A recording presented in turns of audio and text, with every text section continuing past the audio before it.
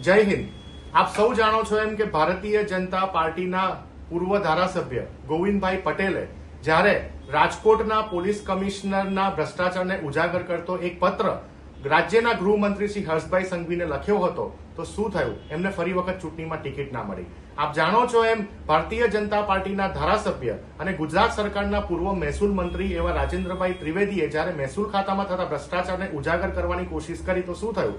ભારતીય જનતા પાર્ટીના કારણે એમને મંત્રી પદ ગુમાવવું પડ્યું અને ફરી વખત એમને ચૂંટણીમાં ટિકિટ ના મળી। એ જ રીતે ભારતીય જનતા પાર્ટીના મહિલા મોરચાના રાષ્ટ્રીય ઉપાધ્યક્ષ ડોક્ટર જ્યોતિબેન પંડ્યાએ જ્યારે સચ્ચાઈની વાત કરવા નીકળ્યા તો ભારતીય જનતા પાર્ટીએ એમને સસ્પેન્ડ કર્યા।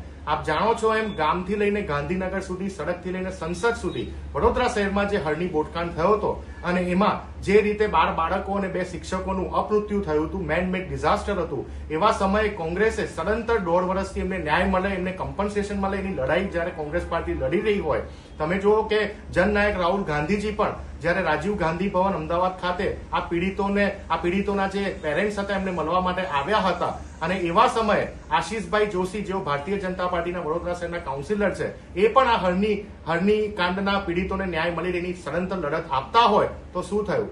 આજે ભારતીય જનતા પાર્ટીએ આશીષભાઈ જોશીને સસ્પેન્ડ કર્યા।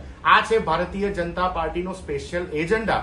જે લોકો જનતાની સેવા કરવા નીકળે છે, જનતાના ન્યાયની માંગ કરે છે, એની સાથે ભારતીય જનતા પાર્ટી ક્યારે પણ ઊભી નથી હોતી અને એટલે જ આશીષભાઈ જોશી અને એમના જેવા અન્ય લોકો કે જેઓ અહિંસાના માર્ગે સત્યની સોચ માટે લડાઈ લડવા માટે તૈયાર છે, સામાજિક ન્યાયની લડાઈ લડવા માટે તૈયાર છે, એમને ભારતીય રાષ્ટ્રીય કોંગ્રેસમાં એમને આવવા માટે, જોડાવા માટે ખુલ્લું આમંત્રણ આપું છું અને સાથે સાથે એ પણ કહેવા માંગુ છું કે ભારતીય રાષ્ટ્રીય કોંગ્રેસ એ લોકશાહીને વળગેલી પાર્ટી છે, તાનાશાહીને વળગેલી પાર્ટી નથી। જય હિન્દ।